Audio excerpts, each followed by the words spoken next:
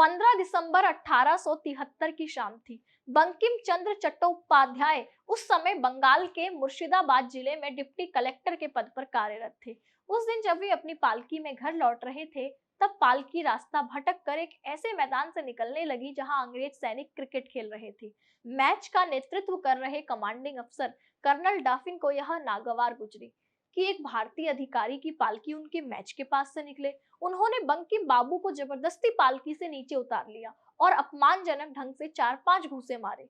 यह घटना तब और भी अधिक अपमानजनक बन गई जब कई अंग्रेज और भारतीयों की आंखों के सामने एक उच्च भारतीय अधिकारी का इस तरह अपमान हुआ।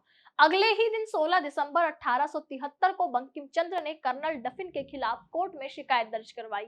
कई गवाह पीछे हट गए, लेकिन राजा योगेंद्र नारायण राय और कुछ अन्य उनके साथ मजबूती से खड़े रहे। 12 जनवरी 1874 को मामले की अंतिम सुनवाई ने जज बंकिम चंद्र से केस वापस लेने की गुजारिश करी। बंकिम चंद्र तैयार हो गए, लेकिन एक शर्त पर कि कर्नल डफिन को अदालत में सबके सामने माफी मांगनी होगी। और ऐसा हुआ भी। हजारों लोगों के सामने एक ब्रिटिश अफसर ने एक भारतीय से क्षमा मांगी। इस अपमान ने कुछ अंग्रेज अधिकारियों को अंदर तक हिला दिया। उन्होंने बंकिम बाबू की हत्या की गुप्त योजना बनानी शुरू कर दी, लेकिन राजा योगेंद्र नारायण राय ने यह खतरा भांप लिया और उन्हें ललगोला में रहने का आमंत्रण दिया। ललगोला के एक शांत मंदिर आश्रय में रहते हुए बंकिम चंद्र के मन में एक ही सवाल बार बार गूंज रहा था कि देश के लिए मैं क्या कर सकता हूँ। उत्तर बना वंदे मातरम।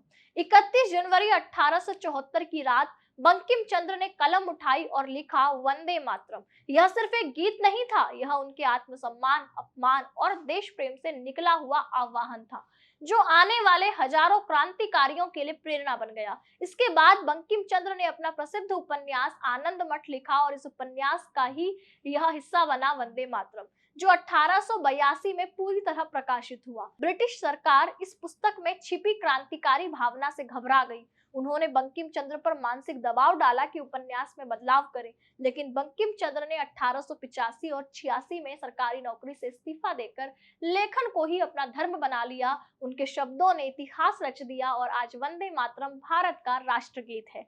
हर बार जब यह गीत गाया जाता है तो यह केवल एक गीत नहीं होता, यह भारत की स्वतंत्रता की गाथा, वीरों की पुकार और जन जागरण की चिंगारी बनकर दिलों को झकझोर देता है। वंदे मातरम सिर्फ शब्द नहीं है, एक भावना है। यह उस क्रांति की नींव है जिसने पूरे भारत को एक स्वर में बांध दिया। आपको कमेंट सेक्शन में बताना है कि हमारा राष्ट्रगान कौन सा है और उसको लिखा किसने।